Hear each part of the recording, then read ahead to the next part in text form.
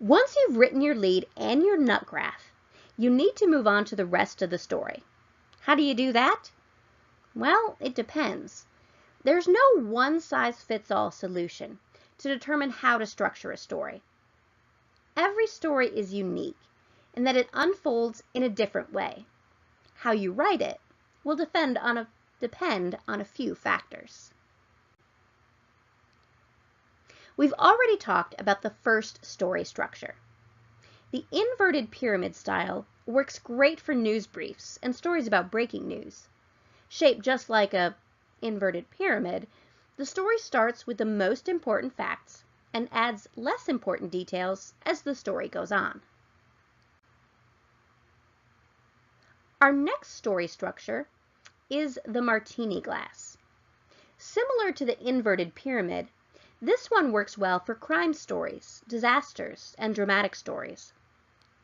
Now, the bowl of your Martini glass is just the lead and key facts in inverted pyramid form.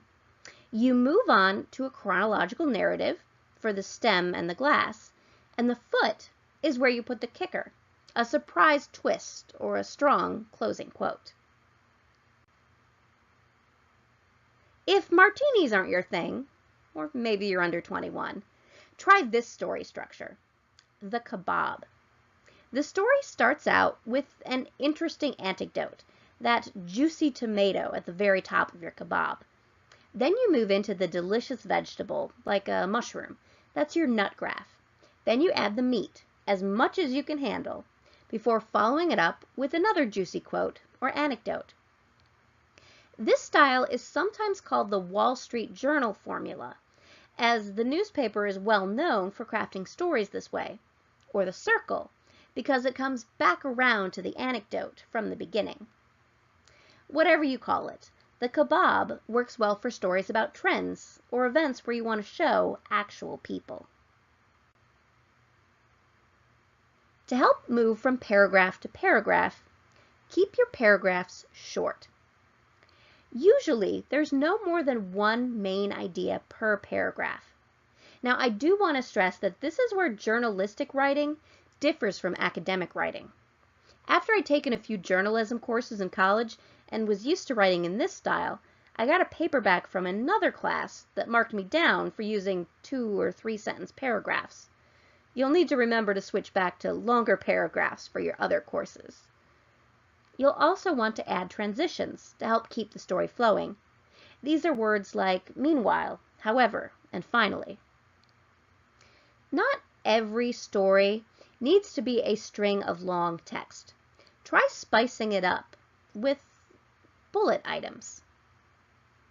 Like I'm using here in this presentation, bullet points use icons, often in boldface type and indented, to emphasize a series of key points.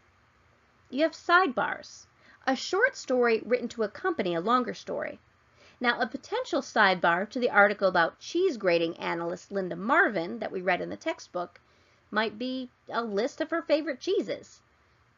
Subheads. These are mini headlines or decks, often in boldface type, that break long stories into shorter chunks. And other storytelling alternatives are quizzes, Q&As, timelines, or diagrams. There's lots of ways to share information. Be creative.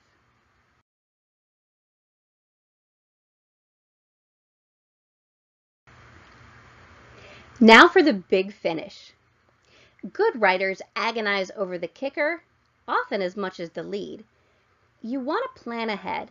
You might want to write the ending after you write the lead, and then fill in the middle. Think of the lead and the kicker as bookends to your story. You want to have a strong start and a strong finish. Don't end with a summary of the story. Your story isn't a term paper where you summarize your main points. Avoid cliches. Imagine writing a riveting piece about a soldier stationed overseas being reunited with his spouse, only to be called back to duty 2 days later. Do you really want to end that story with, by now, Sam and Adrian know that absence makes the heart grow fonder? Finally, see how I used a transition there? End with a bang.